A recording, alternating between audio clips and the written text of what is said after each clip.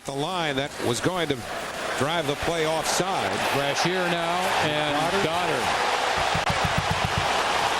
Well, Goddard had been in the box a long time, sitting out a minor and a misconduct. They're getting good looks at each other, and finally Brashear throws a punch and Goddard answers. He's got the helmet off, Donald Brashear. Goddard trying to sneak a couple of right hands in, a big overhand right there. Brashear throwing left, and he's landed a couple on Eric Goddard. Now they're tugging away. It's been pretty even at this point, and now Brashear with two big left hands to the head of Eric Goddard, with his helmet having come off as well. The linesmen want him to just punch each other out and get it over with, so they're letting them go. They want to get him nice and tired. Brashear's Brashear got the left eye. Brashear got the left hand loose on Goddard one time there. And boy, is Brashear bloody. And Goddard did not do too badly in terms of any blood being extracted, but Donald Brashear is going to need some work. Yeah. Kind of fluttered wide, didn't get everything on it. Well, here's round two. This is an appointment fight.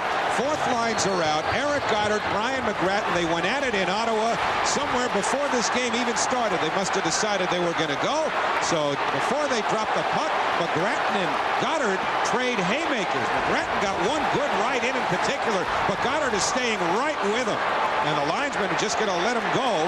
And these guys are not holding back as McGrattan lands an overhand right. McGrattan without the helmet. Goddard still has his on. That hasn't stopped McGrattan from making contact with that helmet a couple of times. Boy, they connected, haven't they? Wow.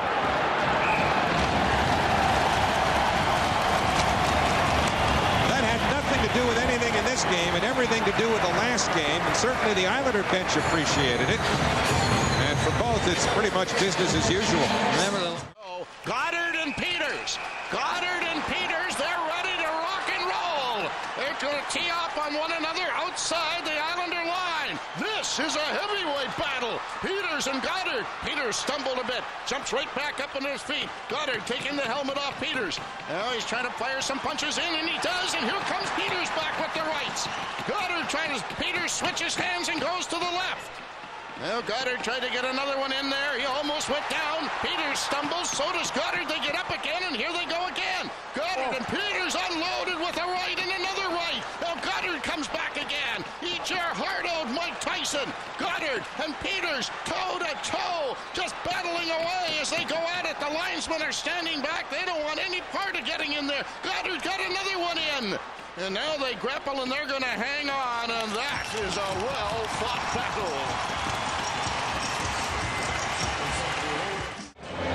Well, a little conversation on the ice between McIntyre and Goddard, and the conversation leads to a dance. And this is one of many fights between these two players. They fought several times in junior. Goddard missed the right cross. McIntyre is huge with those left hands from Goddard, and he knows Goddard's tough, and vice versa. McIntyre is gigantic. Goddard getting those good right hands, and he mentioned Goddard's right today too. Oh my. He's really nailing him. He buckled his knees. He buckled him, yet, and the linesman appropriately got in there. 6'6" and 6'4", and that's one you don't want to get in the middle of. Well, actually, McIntyre, I said he's 6'6". He said I'm 6'5", 250. That's pretty big. Big farm boy from Saskatchewan. Yeah, it reminds you of 33 Marty McSorley, doesn't he? The Edmonton jersey. Boy, and there was some bombs as they show it in the Jumbotron here again, and the crowd is oohing and hawing when they see it a second time. They fought in junior, Bob, every time that their two teams played against one another. Oh, that's got to be a lot of fun. Joe. Yeah. All right, the chat is on. There it is. And the gloves are off. How about that? That took about a 3 seconds into the game.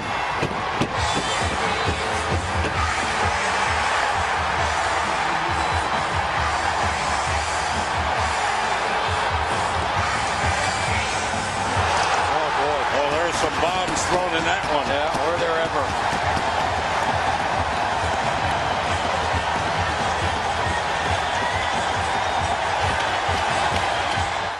And Jody Shelley. Goddard and Shelley start to chuck him at center. There's a lot of rights landing from both men. Looks like Jody Shelley's going to try and change hands now. We'll see if he's successful. Goddard gets the helmet off. Somebody's bleeding, and it looks like it's Jody Shelley. He's going to head right to the dressing room. Goddard, towards the end of that fight, landed a couple of rights, and that looks like the lip of Jody Shelley has been split. So those two players trying to make a statement early, setting the tone. A lot of blood on the arm of Goddard. There you see it. See 3 or 4 of those landing. Unfortunately for Jody Shelley, some of those going off the right side of the helmet. And I think that one right there got Jody Shelley. And that's when he starts to bleed, and you start to see the blood on the shoulder of Goddard. Gets a couple more shots in. Jody Shelley realizes it. And skill. Here we go. Well, you called this. 5:20 during the warm-up. You said 23. That's right. You said 5 minutes in. I know you're not a betting man, but anyway, you could put some money on it. Riley Cote, Eric Goddard, the two tough guys, and here we go. It's a good one early in this Battle of Pennsylvania. Goddard played in Calgary last year, and Cote's been a mainstay in this role for Philadelphia, and it's a good one. Cote with a left uppercut, and Goddard standing his ground. Of course, George Laraque was the tough guy here the last couple of seasons. He's now in Montreal, so they went out and got Eric Goddard from Calgary. Oh, a haymaker from Goddard. They have caught Cote with that one. Two tough boys. Wow. That's what you call a heavyweight bout. Especially when you had early. 187 shots coming in, and he did register one in the first. Here we go. Another fight. Bolton and Goddard. A couple of heavyweights here. Bolton a little smaller than Goddard. Looks like they got each other tied up right now. Goddard trying to get inside with the arms going lefty. Oh, a good left by Goddard that time. There's a right. Goddard just cocking that right hand. Bam! There's another one. An uppercut that time. Bolton just hanging in there. There's a right from Bolton, a good one. Goddard comes back with a left. He didn't connect with that one. This is a good go here between Bolton and Eric Goddard, a couple of guys who have made a living doing this. Tough way to make a living.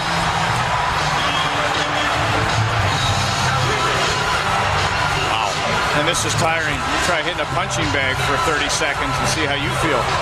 It's not just the punches, it's the having to hold each other off at bay. More hands from Goddard, man. He's pounding the back of his helmet, too. Man, yeah, the helmet stayed on for these guys, unlike Matt Cook, because his helmet came off. This has got to hurt your hand. How many shots to the back of that lid? Just surprised they haven't jumped in yet. No, these guys are big. They don't want to get hit, the linesman. This is one of the longer fights we've seen in a long time. Somebody's legs are going to go, aren't they, Steggy? I mean, your legs get tired here, too. This is unreal. This reminds me a little bit of the old fight between Marty McSorley and Bob Probert way back in the day. I mean, that's one of the longest fights we've seen in a while. Remember the Rutu Darcy Tucker fight a few years ago? That was a good one, too. But that was one of the better ones we've seen since Eric Goddard became a Penguin. Fear of the Goddard. To get the lone assist. And now we got a fight at center ice. The guys we waited all night for, Boogaard and Goddard. Two former Western Hockey Leaguers. That can be tough. And that Boogaard, we saw what he did earlier this year. But Eric Goddard coming up from Omaha. There's not a lot of reasons he's here, but to kind of watch over what the big guy from Minnesota is one of them. And he goes at it with him. And John, that's not for faint of heart, these two. Well, these guys talked during the warm-up. And Eric Goddard had Boogaard down, and he's got him down again. Look at that. Eric Goddard. Wow, the fans are standing at Pengrove Saddledome for Eric Goddard. And you don't see that happen very often. And Boogaard is a little dazed. He was going to the wrong penalty box. How about that?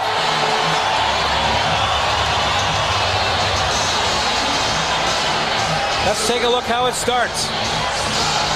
Right from the face-off, they line up, and Goddard and Boogaard line up with each other. Stéphane Veilleux, who was lined up with Goddard, switches position. They talk, okay, let's go. As soon as the pucks drop, then they drop them.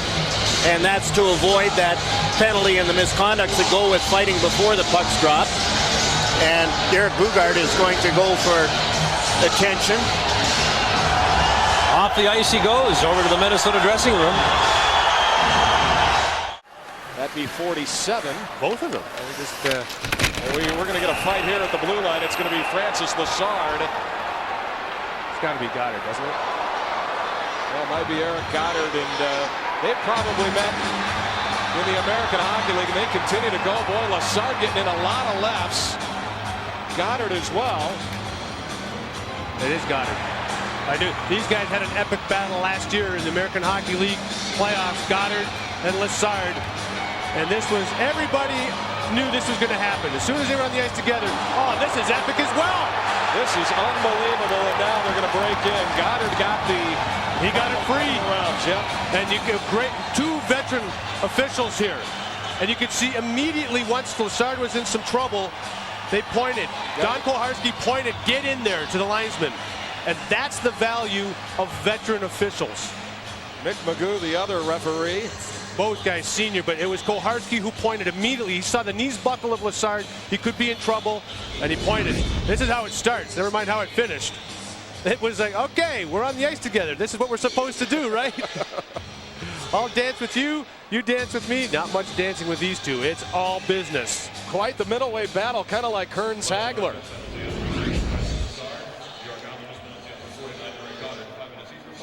These guys are heavyweights.